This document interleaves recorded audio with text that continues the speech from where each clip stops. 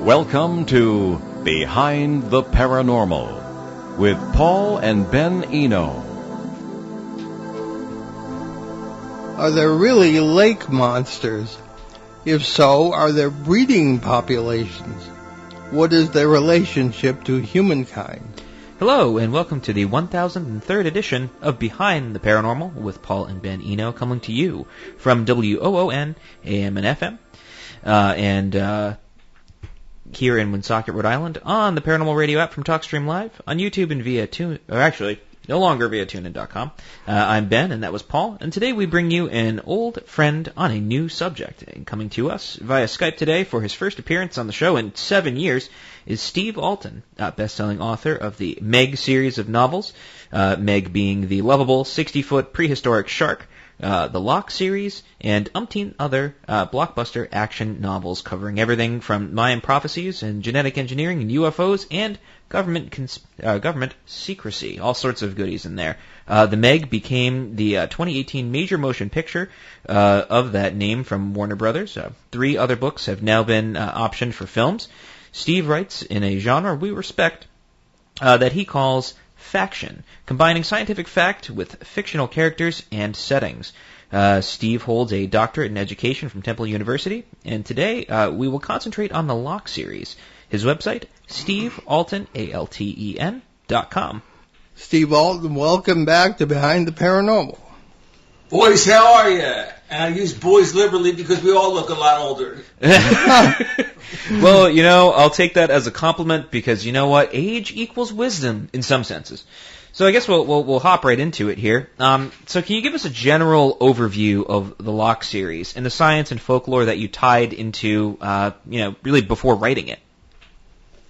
Yeah, actually, it was my manager, Kid Atchity, at the time, who asked me to write a book about Loch Ness, and I turned him down because, I sort of lumped it together with Bigfoot and the abominable snowman, and just, I didn't want to write something silly. I wanted to write something factual that, could be thrilling, and I just didn't see it in Loch Ness. But then he asked me to look into it a little bit, and so what I did was I contacted a friend of mine, and William McDonald, who's a bit of a crypto guy and a bit of a space guy and very learned man. And I said, listen, Bill, you really know what's going on in Loch Ness? Is it all just BS? And he said, no.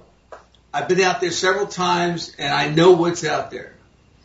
And I said, you know what, show me your information, and if I like it, I'll give you the credit, of course, and I'll write the book. And that's what we did, and I was blown away by his stuff because you have to understand there's the money-making machine that works out of the Loch Ness hamlets and the villages there, and then there's the real situation that there is a life form in this huge lake, 23 miles long, a mile wide, 700 to 800 feet deep, dark water filled with peat, so it keeps it dark, and there's something down there. There's a lot of things down there, as a matter of fact. So I followed his advice. I stayed with it, and I used the book to. My opinion that I just gave you now is also the opinion of the lead character, Zachary Wallace. And Zachary, he knows about these things because he's a scientist, and he's young, and he's very intelligent. And the real monster in his life was his father, an alcoholic who abused him a lot. And his mother finally moved him to the United States, and so he didn't have to deal with that after his 12th birthday. But when he was younger, he knows there's a monster out there because he was attacked, and the thing, whatever's down there, bit him and left welts across his waist, and he was told it was something else. So we have in the Loch, we have the real monster, and then we have the fake monster that sells all those souvenirs. And what my job was to do as an author was to represent both of those sides, but make sure that the reading audience knew that there is something out there that you should be worried about, but it stays deep because it's a nocturnal creature. It doesn't come out and show itself. It has no interest in coming out, except if someone screws with its food chain. That's what happens in the Loch. Well, I'm a big fan. I love the characterization of the Wallace family, all the way to the creepy eels, crawling around there toward the end. But let me ask you, Steve, what is your personal opinion on what's in the loch? Is it a breeding population? Is it somehow interdimensional, or what say you? Well, again, it's like my character says, Zachary Wallace. What he discovers, and I don't want to give it away, but No. There's a logical reason for what is down there, and the logical reason is, yes, it is some kind of eel, but it's not a normal kind of eel. It's something that has been around Loch Ness and the United Kingdom going back centuries, even longer. Maybe thousands of years ago, there was a creature there called a gweaver. Yep. G-Y-V-R-E, being a wingless dragon, they used to call them, which sounds sort of like an eel. And these things were immense. And they could kill humans if they wanted to. That humans aren't on their diet. But they were definitely a pest.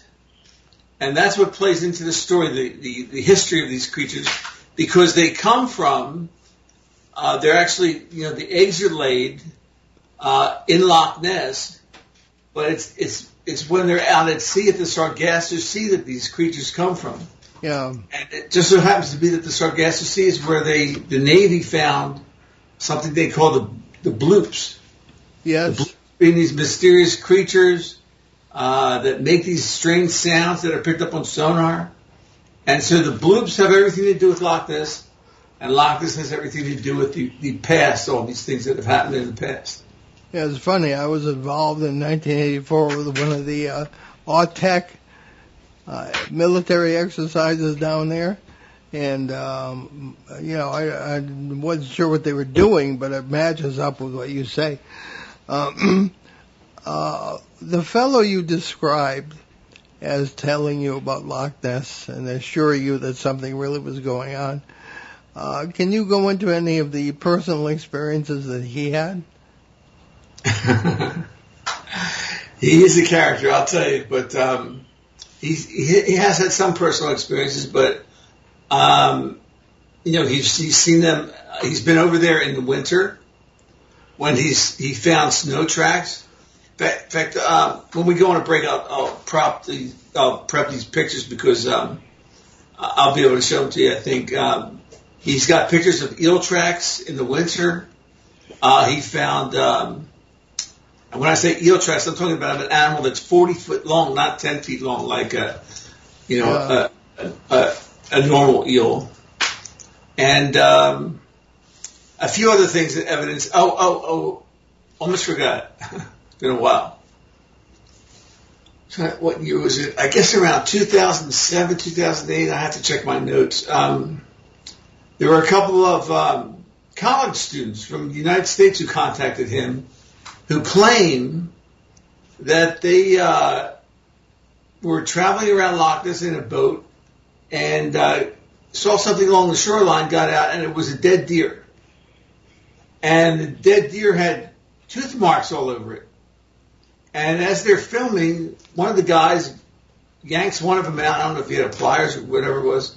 And so he had a tooth of something that basically split this deer in half. So he was showing me the information from that. He showed me the pictures, and I took it to my publisher and I said, "Listen, maybe we can offer a reward for information about this, because apparently some administrators from the lake or the came by and confiscated the tooth and took a bunch of film, and they didn't get everything, fortunately, but." I thought that was a pretty interesting case too. Absolutely. We all talk about government secrecy regarding, UFOs, UAPs, and all that kind of thing.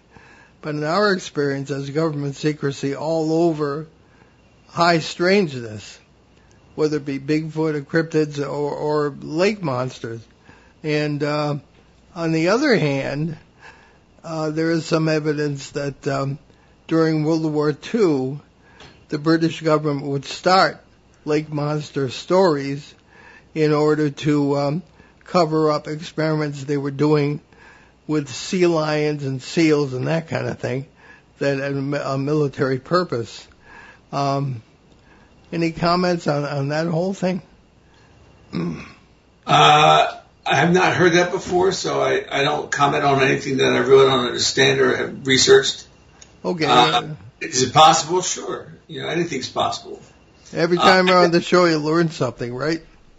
Well, I can speak for myself and my wife when I say that I absolutely know 100% that extraterrestrials are out there, because I'll give you this real quick, but I know you'll enjoy it. I have a series called the Domain series about the Mayan calendar's Doomsday Prophecy. Yep. And the third and last book in that trilogy is called Phobos, Mayan Fear.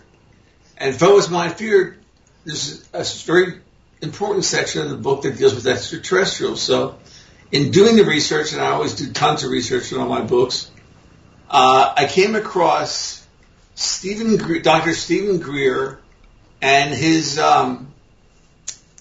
this 2-hour seminar he had done years ago, where he brought in some intelligence experts and rocket scientists and CIA members and Intel, and the type of people that jet pilots, the type of people that you would never doubt. And each one of these people gave a 5-minute testimony on their experiences with extraterrestrials. And while I was watching this, I thought, this is great stuff. I would love to take out, paragraphs from these guys, quote them, and put it in between the chapters. But I need permission, of course. So I contacted the Greers, and they gave me permission to use the quotes from their testimonials. I put it in the book, and then when the book was published, I sent them a signed copy of the book. About a month later, I got a call back from his wife, who said that she read the book, she loved it, and that she and Stephen were coming down to Miami that winter, and they would love to get together with my wife and I and have dinner and meet. So, do you know who Dr. Greer is? Oh, yeah. Essentially, he's the foremost authority on extraterrestrials and UFOs. Yeah. This is a guy who briefs presidents, who briefs world leaders, who briefs the UN. And he's come up with his own methods of contacting extraterrestrials through what he calls close encounter fives, which are close encounters where humans establish contact with the extraterrestrials by letting them know that we're here, doing different kind of signals, electronics, and things like that. Anyway, to make a long story short, I said, yeah, we would love to go out to dinner. So December comes around, the Greers are in town. 3 nights before we're supposed to have dinner together, my wife and I, it was a Saturday night, my wife and I are driving home from a movie, and I'm in my neighborhood, and I'm looking out at the southern sky. It's pitch dark. It's about 11 o'clock at night. And I see these lights coming in staggered pairs, the color of which is sort of like a yellow peach kind of color. Very pleasant to look at.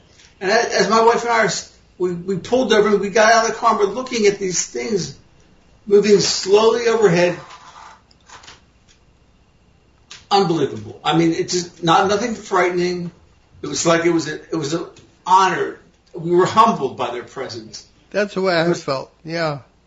It was a privilege. What they were showing us was a privilege.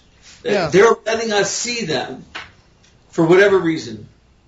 As they went overhead, they went directly overhead and went to the northern sky. They gradually faded into another dimension, a higher dimension. Yeah. Unbelievable. So, of course, the first thing we talk about when we meet the Greers is, oh, you're not going to believe what happened to us. Yep. And Stephen basically said, yeah, it happens to a lot of people we're going to meet for the first time. They're just checking you out, see if you're okay, because if you're not, I'm not going to talk to you. Yeah. And that made perfect sense to me. I can send you a link to a video that I took in Pennsylvania in 2019. You might find it interesting, and I felt exactly the same way. Ben? So I to shift the conversation back ever so slightly, because I want to kind of shift towards the folklore of all of the Loch Ness Monster stuff, because it starts early, like the 500s, early, right? The first known reference being the story of St. Columba, going up to the land of the Picts, which, if nobody's familiar with the Picts, they were an old civilization that was not conquered by the Romans when they took over most of England, and then when they tried to get to Scotland, they kind of built Hadrian's Wall. They couldn't make it any further, so the Picts had their own sort of fun little culture, and there was this whole story that St. Columba goes up there, and he's hanging out with the Picts. And the Picts are burying some guy by the Loch, or Loch Ness in this case, and they were like, oh, well, he got murdered by a monster. And so that was sort of the first known reference of this. Now, there's all sorts of old folklore of, like, dragons floating around at this time period, and, like, all sorts of other things like that. And there's a really sort of fascinating thing that I found recently just by kind of studying sort of older folklore and myths, whether it's anything pre-modern and sort of how people existed in the world, right?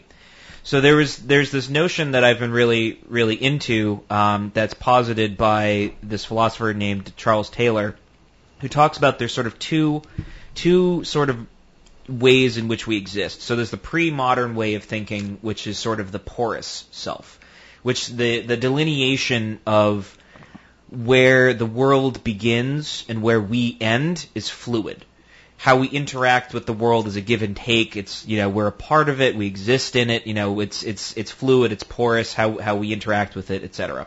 Then there's the modern view of the self, which is the buffered self, where we take a step back from the world. There's a wall we put up so that we can look at everything and assess it and dissect it, so that we understand the world around us. And both of these have pros and cons. But the problem is that I find, at least in this particular genre that we all work in, that there's sort of this wall we hit as rational people in the modern world, where we're running into these fantastical things, right? But at the same time, we can go to it and we can say, well, we know Loch Ness has, it has X, Y, and Z, it has all these underwater caverns. There is a possibility that there could be something living down there. But there's all of these other portions of it, right? Because there's 4 ways that humans sort of order reality. So music, ritual, art, and language. And through telling stories, we build an understanding of the world around us. That's why narratives are so important, right? It's why we all freak out about, they're pushing a narrative. And it's not that it's like, well, they're trying to order reality in a certain way. So in this sense, Steve, you're doing important work by trying to order reality through your stories and trying to take these elements, of faction. I really like that idea, because it does sort of take these elements that are sort of fictitious and fantastical, but kind of tries to ground them in reality. But do you ever find trying to make faction difficult by trying to take these things that are kind of fantastical and ground them in reality?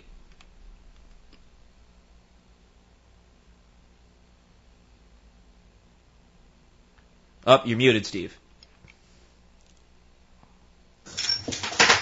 There you go. My dog let herself in. Just go real quick.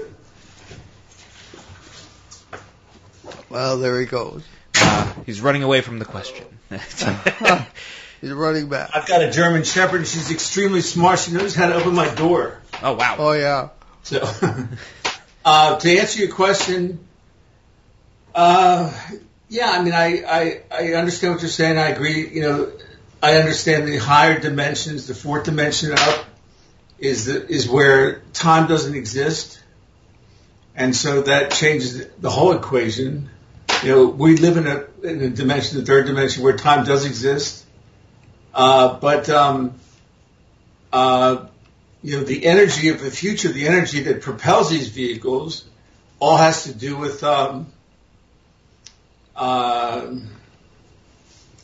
geez, my brain snapped off for a second there. What's the abundant energy called again? 0 point energy. 0 point, yeah. Thank you, Steve. You're welcome. 0 point energy, is what separates us from extraterrestrials, because it gives us the power to exist without destroying our planet.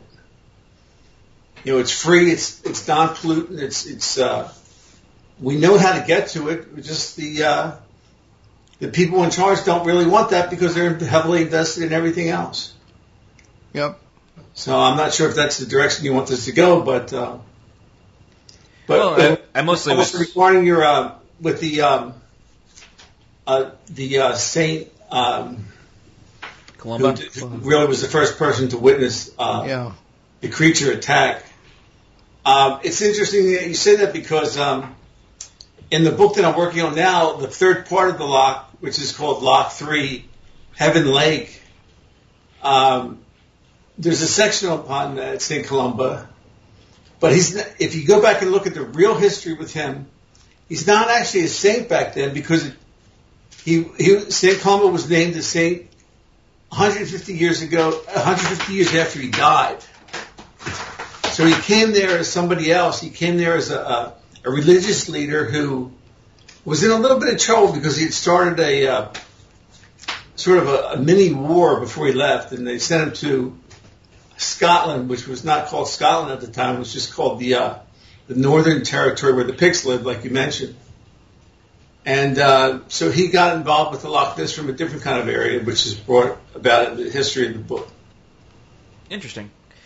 Well, I guess really the question sort of was how we view folklore nowadays, right? It's like I always make this distinction because it's like I a friend of mine, he's a very smart kid. He has a PhD in like theology. When we were discussing something once, and I was saying how I think it's really important how we exist in the world really kind of matters more for paranormal research. The phenomenological portion of it, right? How we experience things is very important because we experience reality as modern people in a very disjointed way, right? We break everything up, and so it's like, okay, well, I'm here at this minute, but over there something else is happening, and it's very disjointed.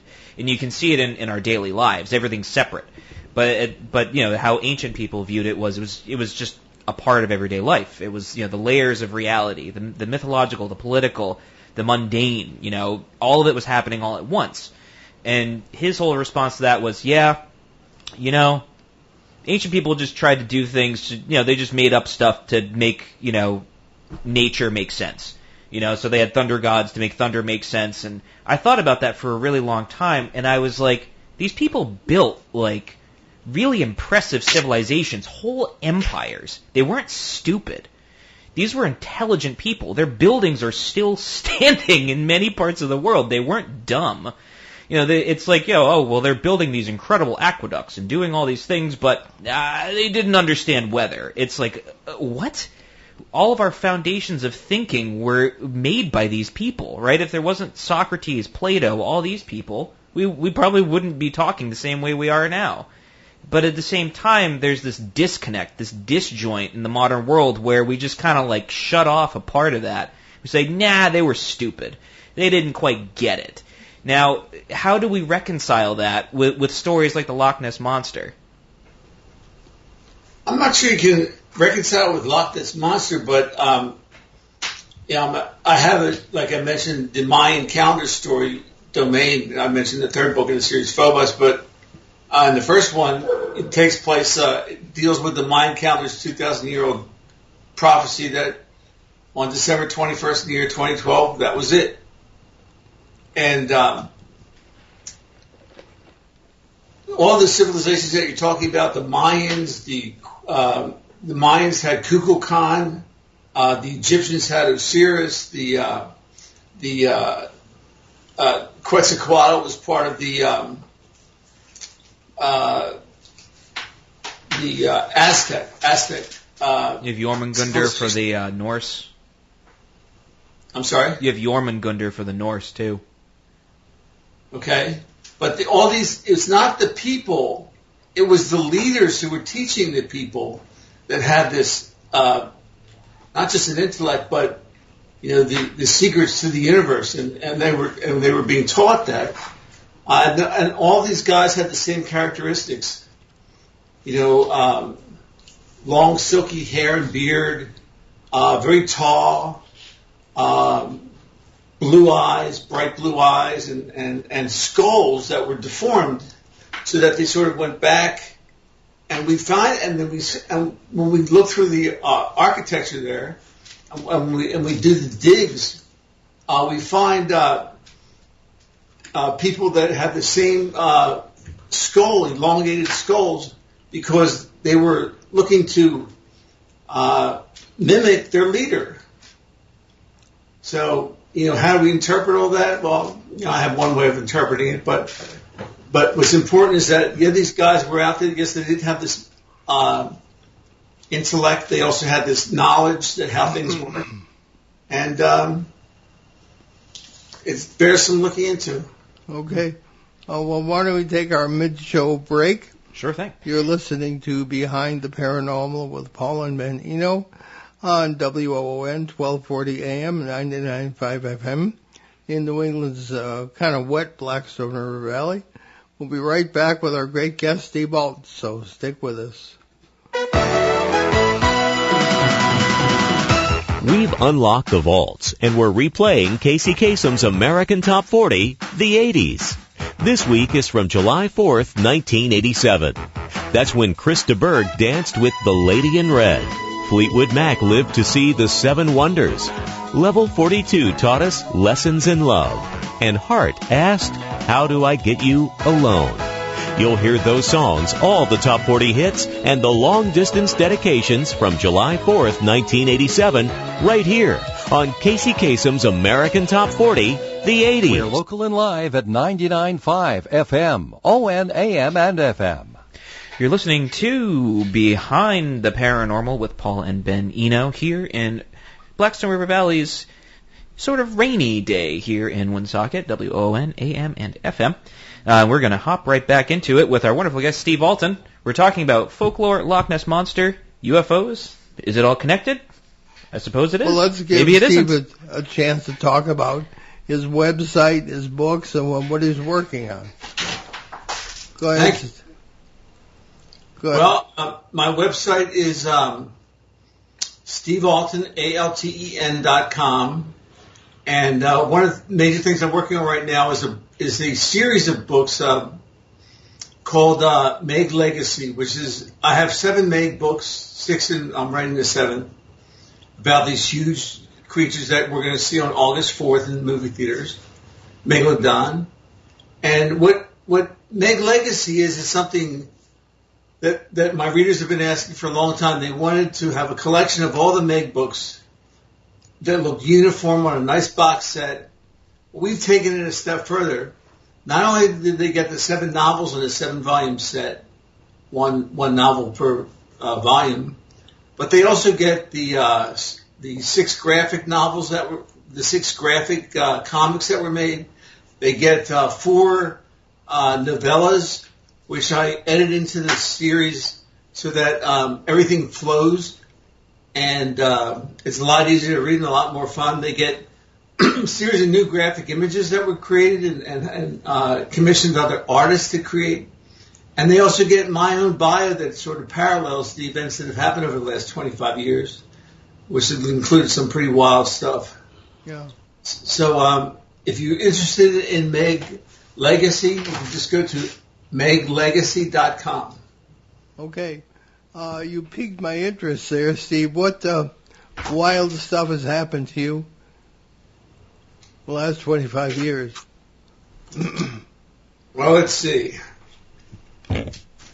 My first book was Meg, a novel of deep terror, the first book in this series, but my manager had actually sold the rights to Disney's Hollywood Pictures. So that when he took the book out in September of 1996, and the Friday before that, which was Friday the 13th, I was fired from my job. So I went home with no money in the bank and went to my wife and kids and said, don't worry, this is the best thing that could happen. Now I get to work on my second book, which was not what my wife wanted to hear. Yeah. But 3 days later, Meg went out to the 6 biggest publishing houses in the country, and buoyed by this movie deal, created a bidding war for Meg and the second book that I was planning on writing, and got a pretty good deal, $2.1 million for 2 books. That changed everything, of course, but Doubleday, who was the publisher, went overseas to the Frankfurt Book Fair, the biggest book fair in the world, and Meg became the book of the Frankfurt Book Fair. So all these wonderful things were happening, while I'm working on, I start the second book, which is about the Mayan calendar, like I mentioned, and my publisher says to me, nah, forget all that. We're going to make you the next Peter Benchley. You're just going to write underwater books. And I said, well, first of all, what's wrong with the old Peter Benchley? Yeah. Why do we need a new one? And also, I just don't want to be pigeonholed into writing underwater stories. I've got, yes, the Loch Ness is about the underwater story, but Domain is about the extraterrestrials and the Mayan calendar we just spoke about. But she said, well, this is it. That's what you're going to do, and like it or lump it. So I gave them what they wanted, and 2 weeks before I was supposed to collect on the other half of the $1 million, they fired me. Oh, my gosh. And the reason they gave was, actually, at first they didn't give any reason, but, Meg had just hit the bestseller list, the New York Times list, and I was on the Today Show with Matt Lauer. But, so what happened was we discovered that Doubleday was being bought out by Bertelsmann, this huge conglomerate, German conglomerate. And Bertelsmann was not real happy with the idea that Meg was the book of the Frankfurt Book Fair. So the Germans got a little bit upset with Meg and took it out on me. They bought Doubleday to cut Meg. Well, it's not the real, it's the only reason, but. So these are different things that have happened over the years. Wow. Had you ever considered writing about poltergeists? I can't say I have. Okay. Maybe we should talk. Anyway, that's for another day. Okay. Regarding getting back to the loch, Ben has always loved lake monsters. We have Lake Champlain up here in New England. And I remember last time we were up there, we were eating in this restaurant out on the docks, and you couldn't take your eyes off the lake. Oh, yeah, I was really into lake monsters. Still am. Yeah. So, Steve, in your opinion, again, are there, what kind of breeding population would you need, or is it really mystical? I'm not sure it's mystical. I think it's biological, but it's about mystical. As far as what kind of population, well, I would assume that it falls into the same sort of pattern that Loch Ness does. We have an eel-like creature, maybe not one as like the Guiver, but certainly a predatory species that is sitting on the top of the food chain there. Well, we have one case in Ireland, which seems to be full of these things. In our book, Behind the Paranormal 2, Bigfoot, Mothman, and Monsters You Never Heard of, in which you are honored with a page as one who has inspired us, and an entire family watched an eyeless saurian-type creature come up out of this rather small lake. And the question arose, if it didn't have any eyes, maybe it was from inner earth someplace, or from areas where there are caverns where many of the aquatic creatures don't have eyes because they don't need them. So I don't know, that might be something to consider. Various kinds of origin for these sorts of creatures. Well, let me give you an example of that.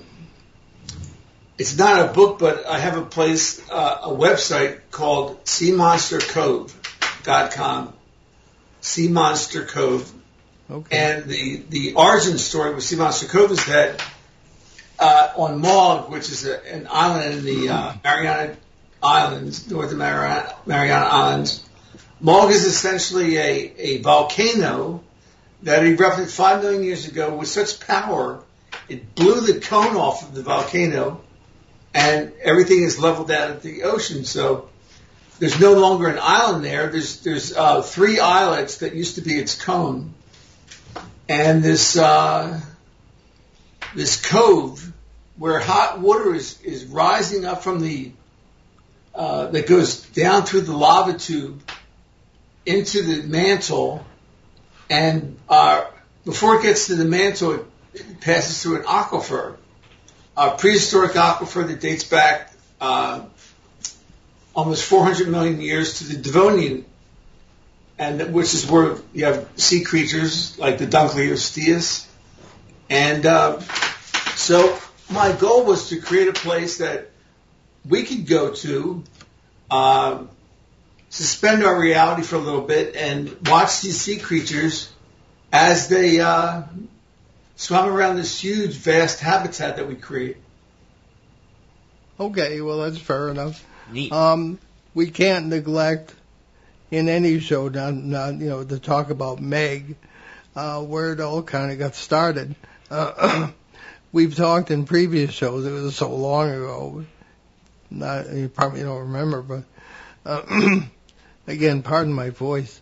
But the notion of a prehistoric survival. Now, remind us, when was Meg supposed to have gone extinct? The Carcharodon megalodon, giant 60, 70-foot shark. Was that only about? It wasn't even 1 million years ago, was it? Well, the Miocene, which is about anywhere from 100,000 years ago back to 30 million years ago, that was the megaston. That was the Miocene. And there was also a huge whale with a predatory whale, Leviathan meldi, they call it now. Yeah. That was its main adversary. But yet, unlike the dinosaurs, Meg only died recently, and it could still be out there. There's no reason. That's the question, yeah. Have you encountered examples from the news or something you drew upon in writing that series that would indicate that there are survivals? Well, I get asked that a lot. Is it possible for Meg to still be out there? And I believe in science. And what is not science is when someone says, "Well, we haven't seen one, so they're not there." Yeah. Well, they're not going to, swim around the boat with its dorsal fin, creating a little wake for you to show them that they're there. When, if they are there, they went deep, and there's valid reasons for the megalodon to go deep, because they didn't hunt in packs. They hunted solitary hunters that were vulnerable to killer whales, packs of killer whales. So, how do you survive a pack of killer whales? You go deeper than they can go, which is not that far. Orca can only go about 900 to 1,000 feet before they have to turn back. Where a megalodon as a fish could go into the deep water. Now, why would they go deep? Well, one reason would be that we've had ice ages over the last, 10,000 years was the last one, I believe. That was a mini one, but the major ice ages have lasted longer than that. So if the ice ages drop the temperatures, then what's at the bottom of the oceans in certain places? Hydrothermal vents. And these hydrothermal vents create like a seal, because the hydrothermal vents are filled with different kind of minerals and gases and just like the movie Meg, which they got from the book. About a mile off of the bottom, you have sort of a layer of isolation, and that keeps the warmth in and attracts the predators. Yeah, no, that makes sense. Well, it's kind of like Architeuthis, right? I mean, when they first discovered that Architeuthis was still in existence, everyone was like, "Oh, giant squid doesn't exist. That's not a real thing." And then all of a sudden, just popped up on camera one day, and it made like national headlines that, "Oh, it does exist." I can't remember the circumstances exactly, but I do remember it was like the early 2000s when they discovered, oh, geez, it still exists. and it was I can't remember if it was off the Marianas Trench, but it was some really deep portion of water where they were like, oh wow, I guess it does exist. And then they did a little bit more study, and it turned out that whales were just eating them, and it turned and they kept finding them and turning up. And I guess it's one of those things where we know so little about the Earth's oceans that who knows what's down there. I mean, we're finding more and more things every day. It's definitely worth looking into. It's just, I don't know, it's probably just not enough research done on it. One of the things I wonder about, you have a creature that lives extremely deep in the ocean with the tremendous pressure involved, like Architeuthis or Megalodon. And I remember hearing stories in Canada of fishermen being up in Newfoundland and in the bays there, and Architeuthis would come up and grab one every now and then, and down they went. So, I mean, maybe Steve could enlighten us. How can a creature that's used to tremendous pressure come up to the surface without consequences? Well, pressure only affects you if you have a chamber of air. Fish don't have a chamber of air. Octopus doesn't have a chamber of air. We do.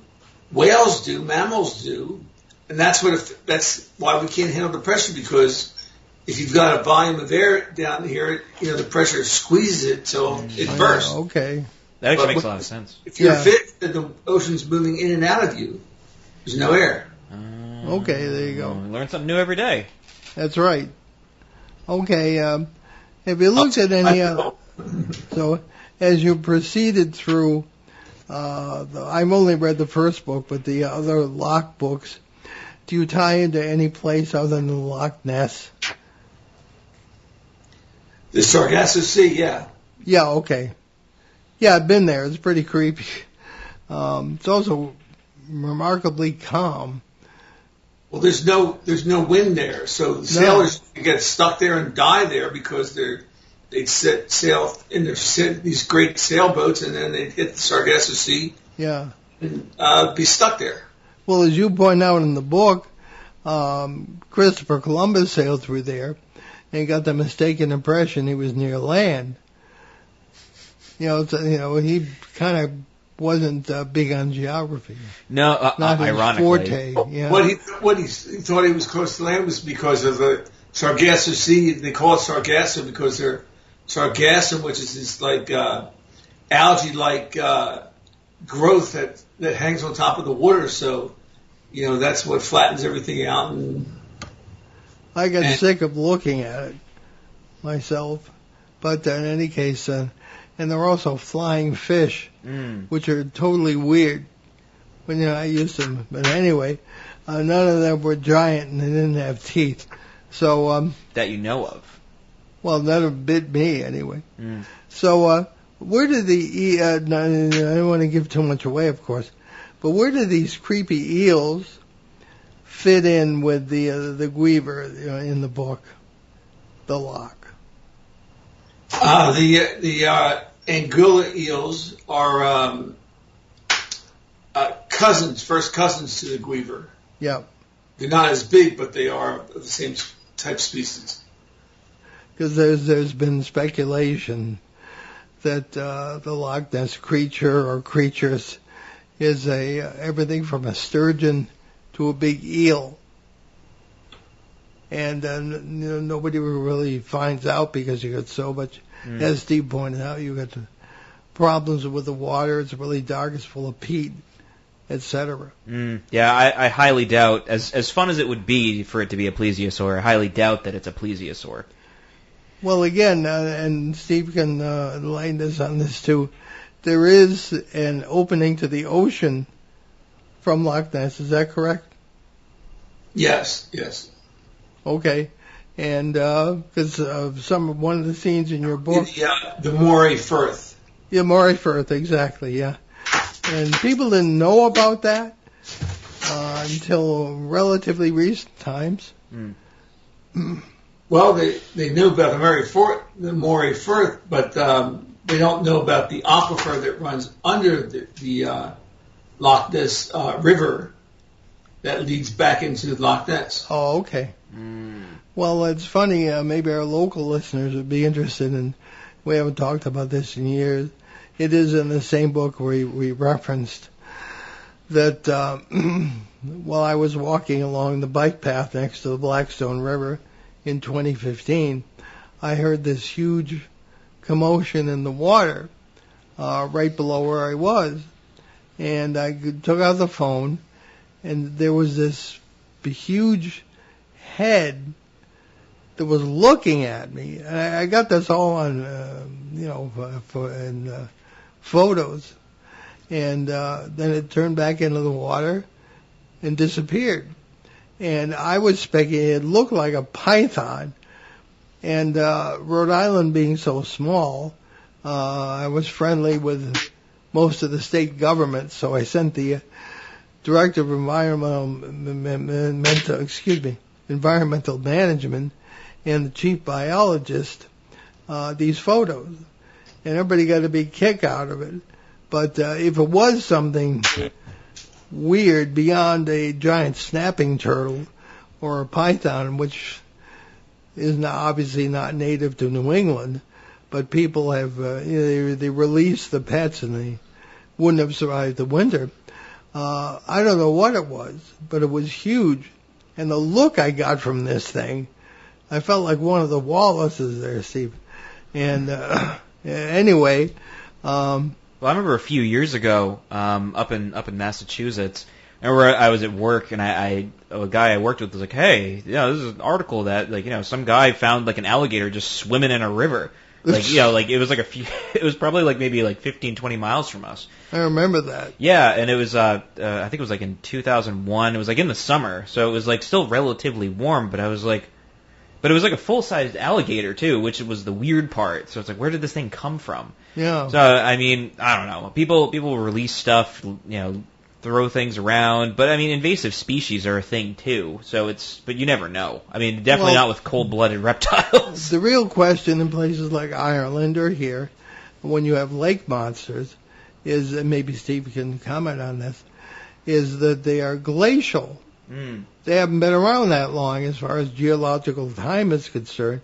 The Blackstone River is glacial, but it's been dammed for turbo purposes or hydro, I should say, for centuries. At this point, yeah. So if this was some kind of monster, where do they come from?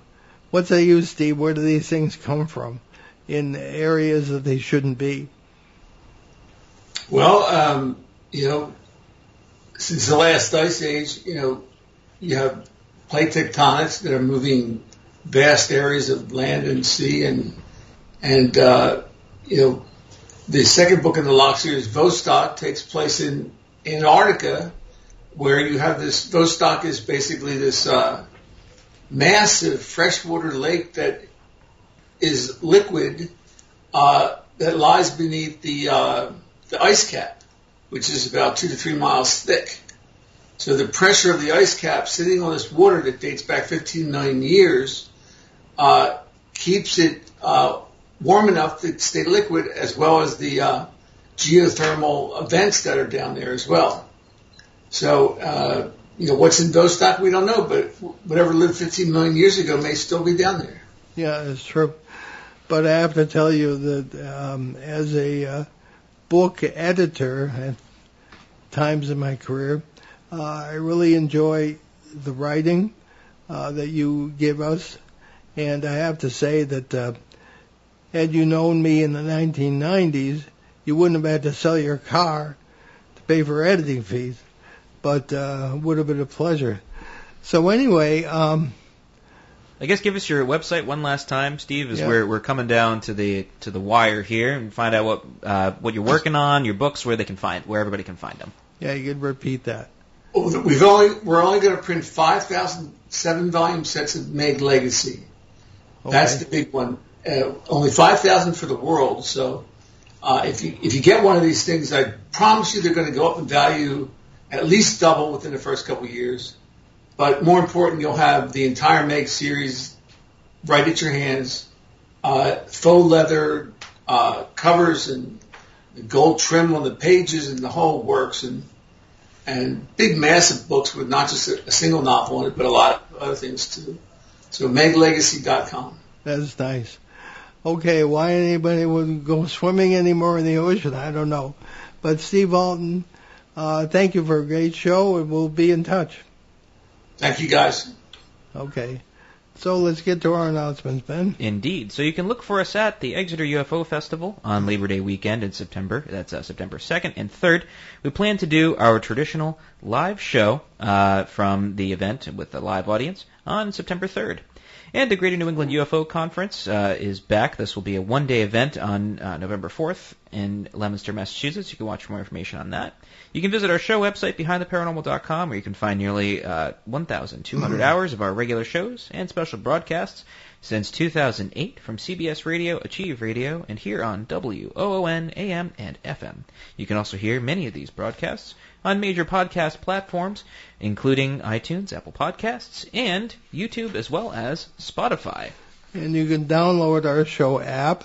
It's free at BehindTheParanormal.com. Right there in the main page is a link. And you can browse our books along with those of our guest co-hosts and lots of other information. And our website has a charity page as well with links to several good causes we have adopted over the years, including Hope for Hilldale Cemetery in Haverhill, Massachusetts, USA Cares, Canadian Veterans Advocacy, Helping Haiti's Orphans, the Crohn's and Colitis Foundation of America, the Sisterhood of Ground Zero, and most recently a GoFundMe page for the folks in East Palestine, Ohio, site of the recent train wreck and chemical fire. And we try to keep up with these disasters and appropriate charities to help people, but it's very difficult. There's so many catastrophes happening lately. I know. Natural and otherwise. Right. You know. But we do our best to kind of vet them as we can, and we post what we can because we believe in these things. We know a lot of these people, and so it's definitely important. Well, that's the thing. When we endorse a charity, we really check people out, and we know the people who organize them. So a lot of them are local, in that way. So what's going on next week, Ben? So next weekend, on July 9th, we'll welcome researcher, experiencer, and biblical scholar Ella Laban, or Labain? Labain. Labain, lovely. For a look at Who's Who in the Cosmic Zoo. I like that. That's a fun That's fun actually title. A series of books that she wrote, and in our pre-show conversation, and we always talk to people we don't know before we book them. And she studied in Israel. She's an experiencer and fascinating background. I think it's going to be very interesting. I hope we get to talk about giants. Oh yeah, we talked about that. Oh good. Yeah, okay. That's important. It's very important for a lot of very odd cosmological things, especially in the ancient world, because they were everywhere. They were in most cultures. Yeah, and in then some way, shape, or in the form. Bible, etc. Yeah. Of course not. Well, anyway, we leave you today with a thought from Canadian author Robin Sharma.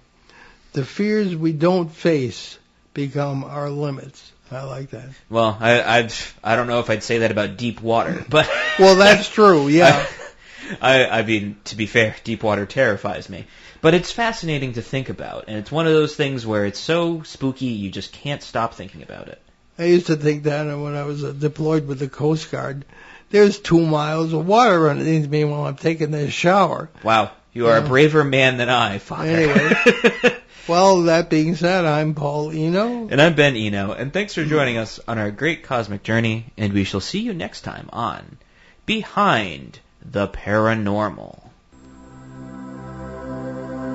Return to this radio frequency 167 hours from now for another edition of Behind the Paranormal with Paul and Ben Eno.